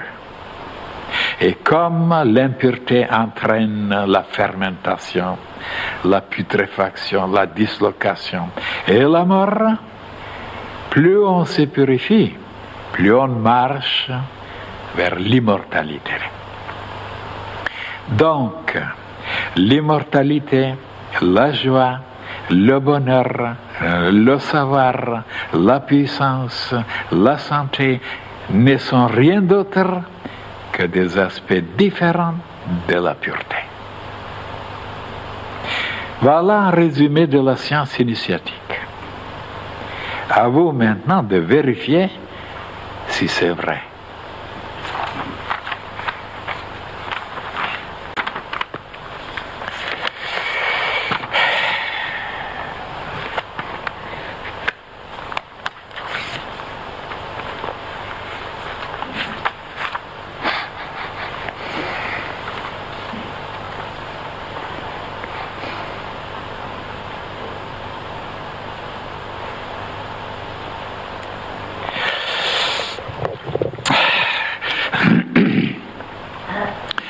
Malgré que j'ai déjà parlé, mes chers frères et sœurs, sur la pureté, et même je vous ai indiqué sur l'arbre, vous voyez, de la vie, où se trouvait la pureté. Et c'était Yesod. Yesod, ça veut dire la base. Et pourquoi alors la pureté, c'est la base de tout? Prenez maintenant quelqu'un qui a des matériaux, des éléments, des choses qui n'entrent pas dans la structure, qui sont des choses étrangères pour l'organisme, que ce soit des poisons, des acidités, des toxines, et ainsi de suite, des matériaux nocifs. Hein? Et pourquoi l'organisme se sent alors là, dans tous ces états, alourdi, abruti, malheureux, triste, faible, paralysé, obscur, ténébreux, ainsi de suite. Mais alors, vous pouvez énumérer tout ce qui est négatif, hein, et maladif. Ben, c'est comme ça. C'est l'intelligence cosmique qui a arrangé les choses comme ça. C'est pas moi. Ne peut pas m'accuser, moi. L'intelligence cosmique. Tout ce qui est étranger, inutile, pour la construction, pour la digestion, ainsi de suite, pour l'organisme, doit être à rejeter autrement. Il est nuisible, il entrave, il dérange, il empoisonne. Et voilà, les fonctions après de l'organisme ne marchent pas bien. C'est tellement facile de constater ça. Prenez un petit peu de strychnine ou de belladonna. Alors, avalez un peu. Et vous verrez ce qui va se passer. Hein? Est-ce que vous aurez toutes les possibilités de penser, de travailler, de parler de... Oh là là là là là, rien. Tout vous manquera. Et voilà, après vous êtes mort. Et il y a bien sûr d'autres matériaux qui ne sont pas aussi puissants, aussi nocifs que... Voilà, c'est poison. Mais ils sont plus ou moins nocifs et l'organisme les rejette. Et pourquoi on considère maintenant tous ces matériaux, tous ces éléments, toutes ces particules, que ça c'est à cause de la nutrition, à cause des boissons, à cause de la respiration, ou des pensées, des sentiments, tout ce qui est nocif doit être rejeté.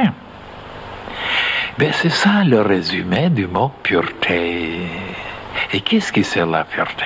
Ben, c'est la liberté. Mais quelle liberté? De se dégager de tout ce qui est nocif.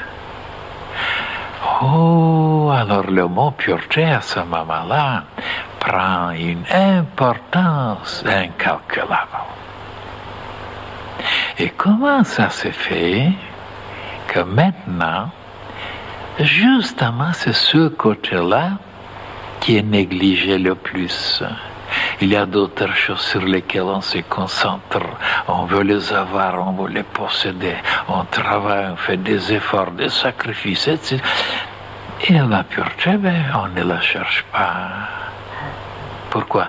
Parce qu'elle est là. L'organisme se charge, voilà, d'éliminer ce qui est nocif.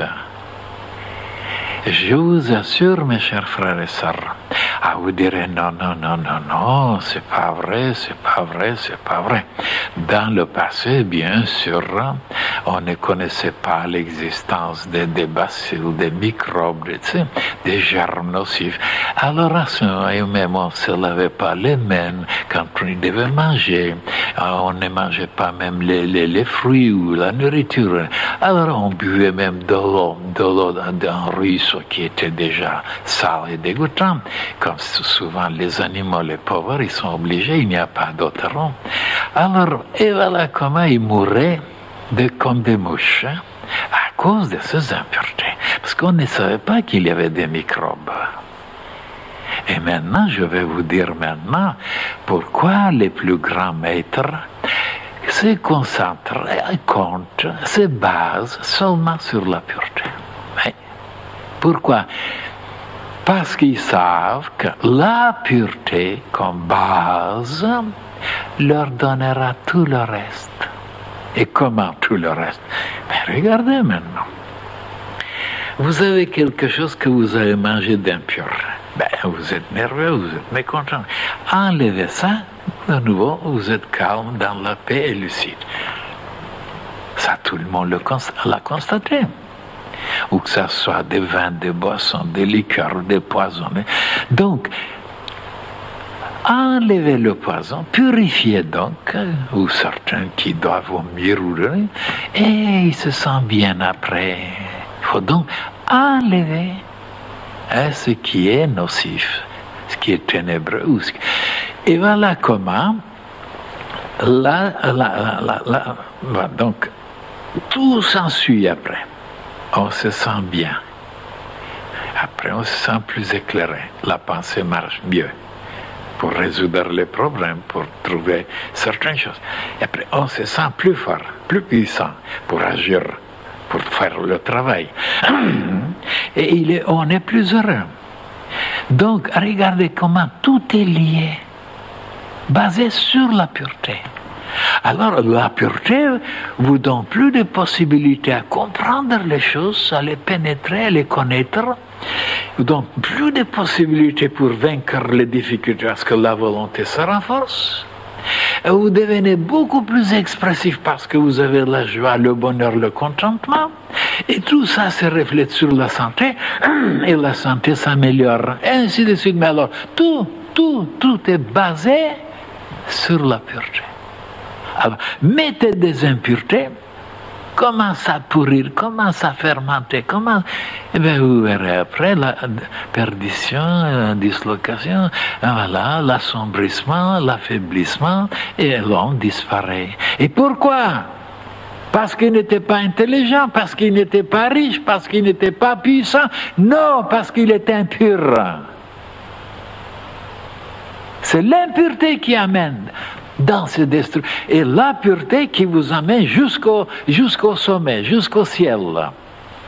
Et d'ailleurs, regardez encore. Quand un enfant est dans la boue, dans la saleté, même la mère qui l'aime ne l'embrasse pas et dit va te laver. Hein? Même la mère qui l'aime. Et pourquoi ça ne sera pas la même chose de l'autre côté? S'il voit qu'on est embourbé, qu'on est sale, on est dégoûtant, ils ne viendront pas ni nous embrasser, ni nous conseiller, ni s'approcher. Pourquoi on ne va pas jusque-là à comprendre que tout est lié, ça correspond? Et alors, voilà. L'enfant est lavé, bien, alors la mère le prend, l'embrasse. Alors donc, de vouloir se purifier déjà c'est le commencement de la perfection, de la sagesse, de la toute-puissance. Seulement le désir de se purifier. Et ça, les gens ne savent pas ça non plus. Jamais ils ne pensent à ça.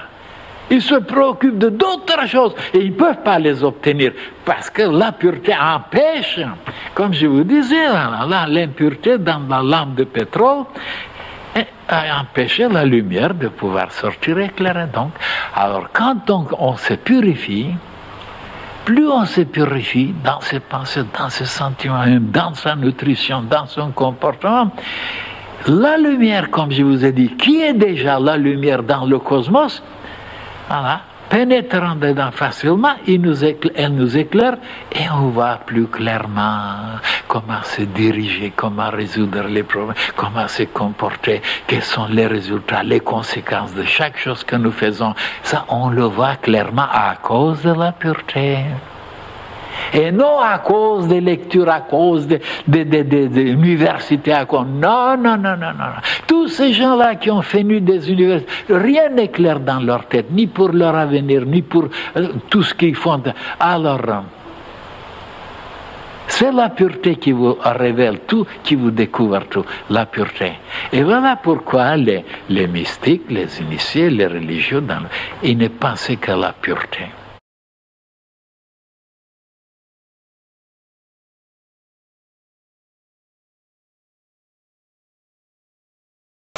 Bueno, sobre el amor y la sexualidad habla en muchísimas conferencias, muchísimas, pero hay dos grandes libros. Bueno, uno pequeñito que es La energía sexual o El dragón alado, se lo recomiendo a todo el mundo, si puede ser que se lo aprenda de memoria, es una broma. Sí. Y luego hay dos tomos del amor y la sexualidad. El primer tomo sí que está en castellano, el segundo no estoy seguro si lo han llegado a traducir, pero en digital sí que está el segundo tomo traducido. Pongo o paso y vamos un poco más rápidos. Voy a pasarlo, si no se nos hará muy tarde. Vale. Son casi las 9. Claro, por eso. La galvanoplastia espiritual relacionado con la madre, la gestación, lo que una madre puede hacer para mejorar la raza humana, digámoslo así, a través de cómo se gesta un hijo. De eso estamos hablando ahora en el curso. Y tenéis dos libros muy interesantes: El verdadero trabajo de la madre durante la gestación, que es un librito muy pequeñito, es un extracto, y La galvanoplastia espiritual y el futuro de la humanidad.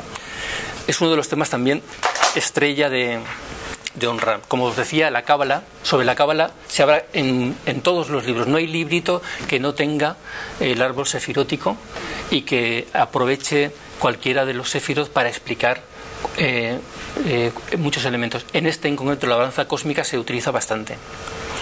Sobre los evangelios, bueno, pues eso, como os decía, la cábala por un lado y los evangelios por otro. He puesto 3: la verdadera enseñanza de Cristo, Nueva luz sobre los evangelios, La ciudad celeste, y hay muchos más.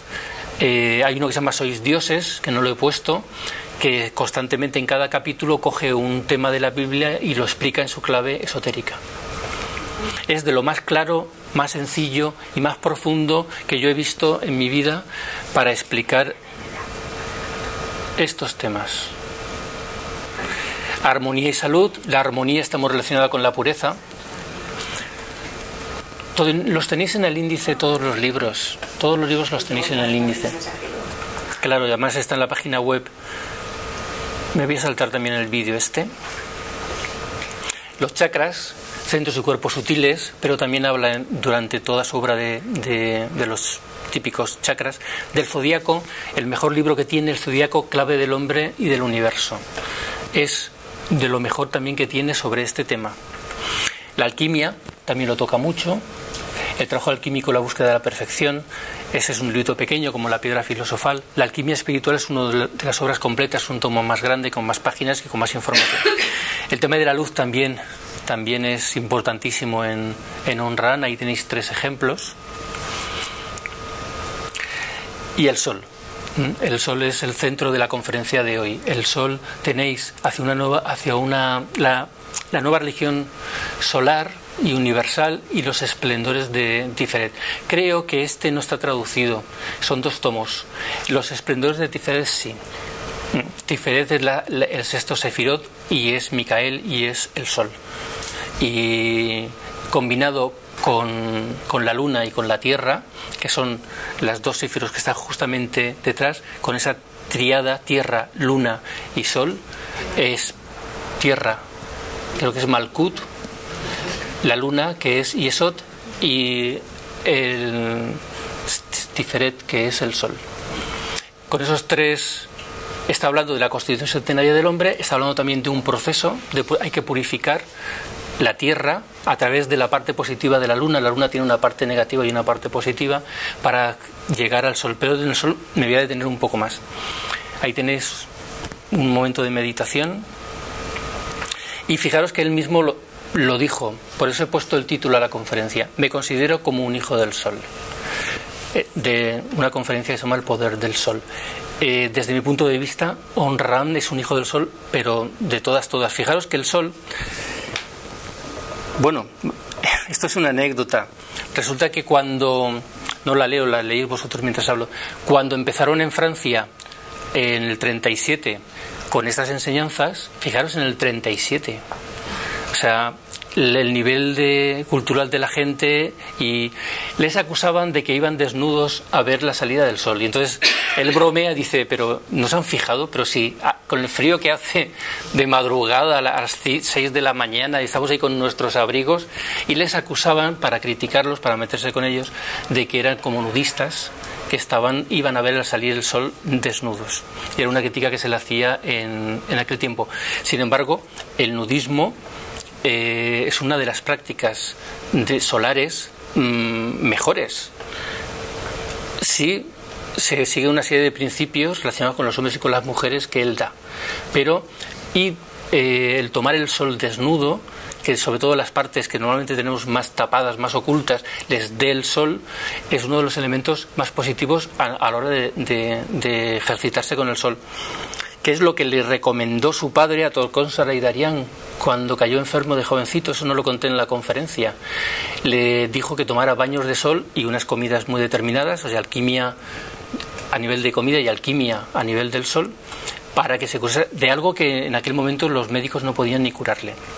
Bueno, pues fijaros, el sol, hay una frase del Bhagavad Gita donde ya habla de las dinastías solares, de un momento de la humanidad donde los grandes iniciados, que en aquel tiempo, estamos hablando de hace muchos miles de años, coincidía que los reyes iniciados eran también maestros, eran también estaban en contacto con la fraternidad blanca y estaban en contacto con el Sanat Kumara y estaban en contacto con la sabiduría que viene del sol, porque el sol, ahora veréis que hay muchos elementos en el sol muy interesantes.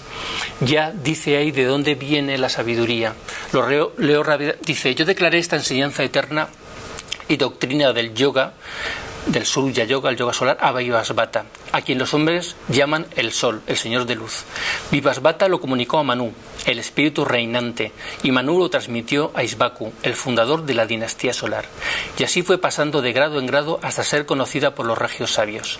Pero sabe, oh príncipe, que en el transcurso de los años decayó esta noble enseñanza y se ha debilitado su luz. Casi se ha perdido su interno espíritu, y los hombres solo conocen su letra. Tal es el signo de la verdad entre los humanos. Pero una vez más declaro la verdad, y te la declaro a ti porque te sé genuino devoto. Escúchala con atención, Arjuna, porque representa el supremo misterio y la más antigua de las verdades. Honran recoge esta tradición solar y la lleva al grupo de la Fraternidad Blanca Universal. Aquí quiero yo hacer una cosa.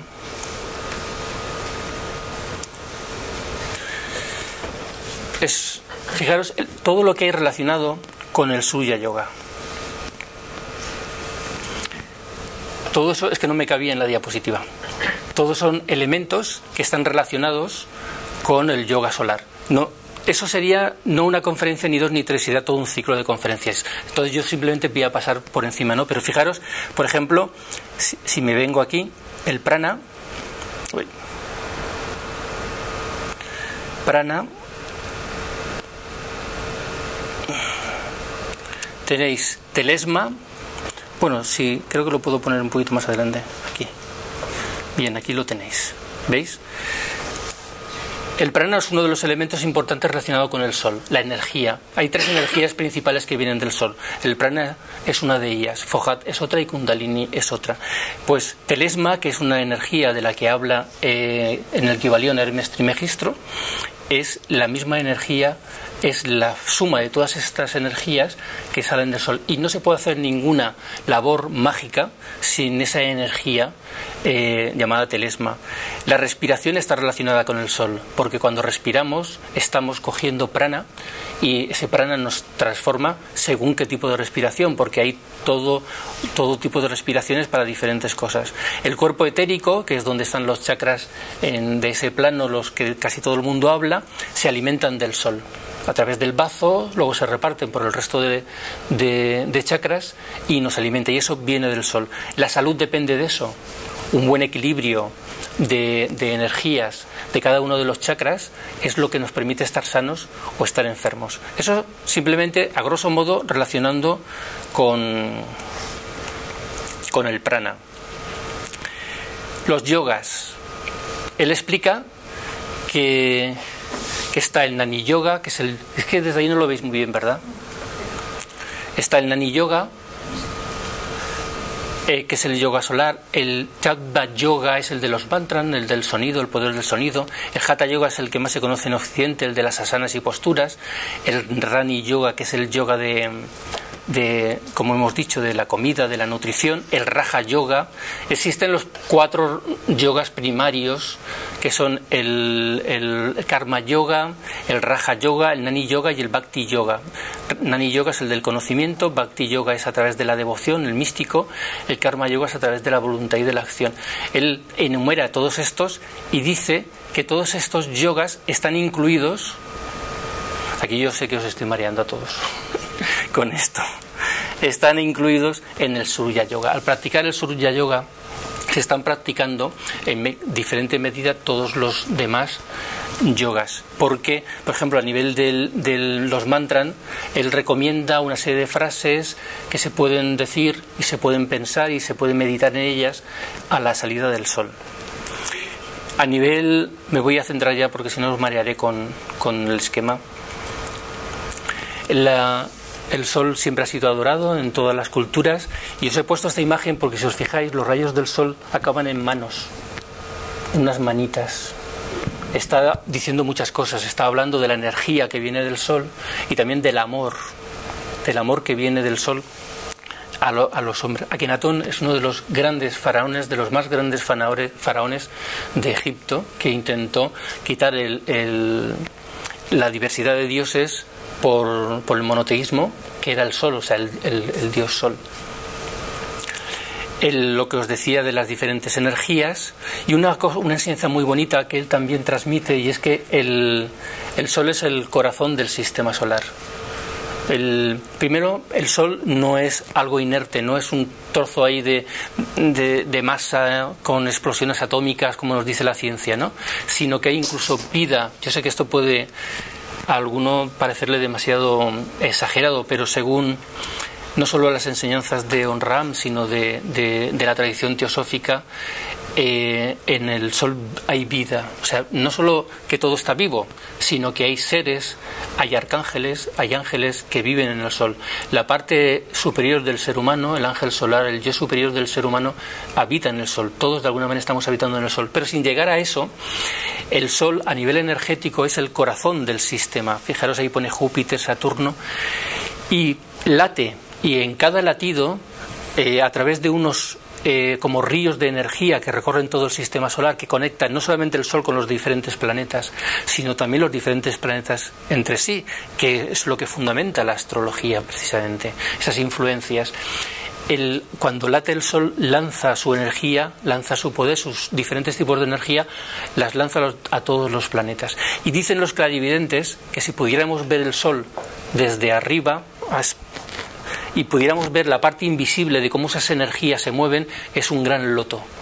Tiene la forma de un gran loto, de una flor abierta, majestuosa, de unos colores bellísimos. Y el movimiento de las energías es algo precioso. Hay muchas metáforas a través del Sol, pero solo me voy a centrar en una, que es en la que me interesa a mí por destacar esa faceta de Onram, y una que yo creo que a todos nos puede llegar, y es que si una persona se ilumina en todos los niveles, porque habéis oído hablar de la iluminación, ¿no? Del concepto de iluminación, ¿no? Si una persona se ilumina, no es que se te encienda una bombilla aquí en la cabeza como en Mortadelo y Filemón. O sea, si uno se ilumina, hay una frase de Onram que dice: no te tienes que preocupar ni de lo que hacen los demás. O sea, no lo dice en el sentido de que no te preocupes, sino que el trabajo interno no es preocuparse de si los demás lo hacen bien o lo hacen mal, que también lo dice el Bhagavad Gita. Tú tienes que preocuparte de ti mismo, de crecer tú. Y si tú creces, si tú te transformas, si tú te vas iluminando, te vas convirtiendo en ese Dios en el hombre, vas quitando el barro de tu piedra preciosa, iluminarás a los demás, te convertirás en un sol. O sea, serás un sol. Y yo creo que Onram lo hizo, o sea, él iluminaba, o sea, él trajo a tanta gente, seguimos hablando de él, seguimos leyendo y seguimos aprendiendo porque consiguió eso, iluminarse a sí mismo y iluminar a los demás. Él dice que la religión solar es la del futuro, dice que en el futuro, eso lo dicen todas las tradiciones esotéricas, lo dice la teosofía, la ciencia iniciática, en algún momento habrá un gobierno mundial a nivel político y tendrá una moneda, dice y aventura él y profetiza que esa moneda tendrá el Sol como símbolo grabado. La salida del Sol es, como decía, uno de los ejercicios más importantes que hace la Fraternidad Blanca Universal. Lo hacen sobre todo durante 3 meses al año, y lo que recomienda Onram es que por la noche no te acuestes muy tarde. O sea, a nivel físico pide que uno descanse para poder levantarse a esas horas y poder estar, no que se quede dormido. Y él lo dice muchas veces, bueno, si te quedas dormido también te va a llegar la energía del Sol, pero no es lo mismo, no con la misma conciencia, y no se te van a despertar los mismos elementos internos que si estás despierto. Entonces él dice, hay que acostarse, y eso lo cumplen la Fraternidad Blanca Universal, se acuestan temprano. A nivel emocional, tranquilidad, estado de ánimo sereno, nada de discusiones, nada de angustias, intentar minimizar todo eso para que ya en el sueño te vayas a dormir con esa tranquilidad y te despiertes con esa tranquilidad.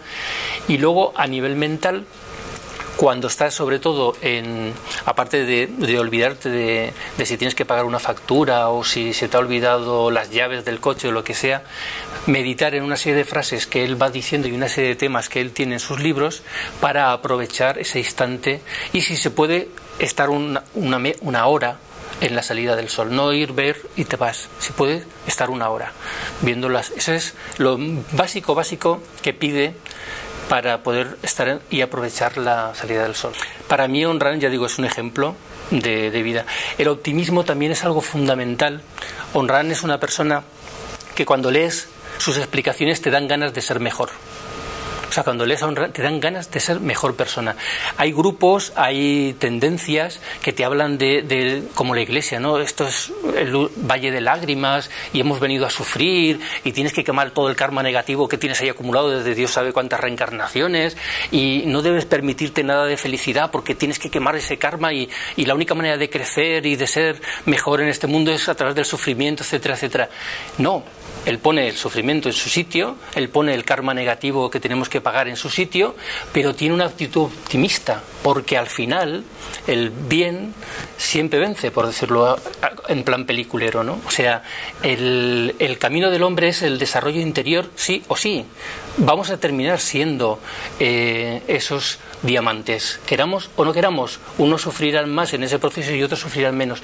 Entonces es impresionante cómo cuando lo lees te dan ganas de poner en práctica las enseñanzas, te dan ganas de llevarla a la vida cotidiana y como es tan práctico todo lo que dice, te explica hasta, que lo he dicho montones de veces, cómo dar la mano a una persona.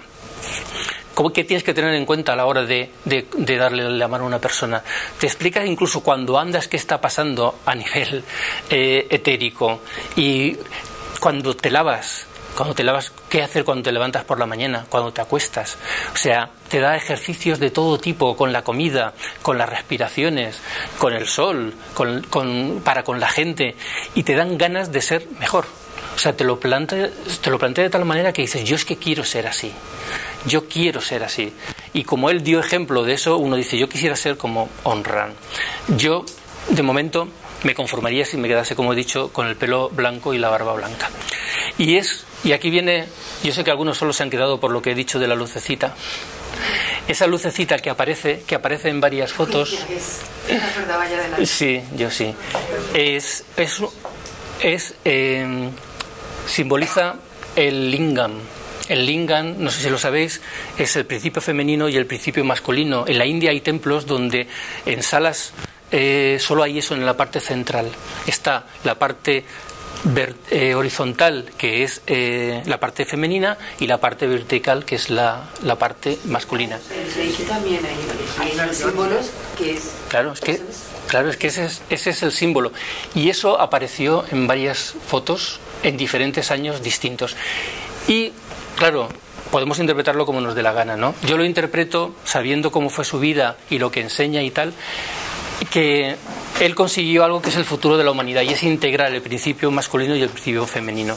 El ser humano, como dicen las antiguas tradiciones, en algún momento fue andrógino y en algún momento volverá a ser andrógino, y el tema del hombre y la mujer, que bien llevado, si uno sabe las claves correctas, de eso habla muchísimo él, de las relaciones de pareja, para que sean correctas y para que puedan ser felices. En realidad el ser humano no necesita una relación de pareja en el futuro, ahora sí.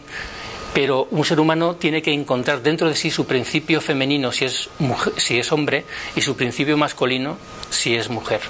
Y eso es la verdadera completura. Y eso es porque los demás seres humanos no nos pueden dar la felicidad auténtica. O sea, nosotros podemos tener buenos momentos, podemos pasarlo bien, nos podemos ayudar mutuamente, pero la completura, por eso yo he puesto un ser completo, y el concepto del andrógino en ese símbolo alquímico es unir los dos principios en una sola persona. Él lo consiguió y dio ejemplo toda su vida. No necesitaba tener una mujer al lado, ni necesitaba un principio femenino a nivel externo, lo tenía incorporado. Y ese principio masculino y femenino que está en la naturaleza le permitía tener, era infatigable, una salud de hierro, una lucidez, un contacto con los seres invisibles de la naturaleza. A veces en las conferencias decía, me tengo que parar porque no me dan permiso para seguir hablando de esto.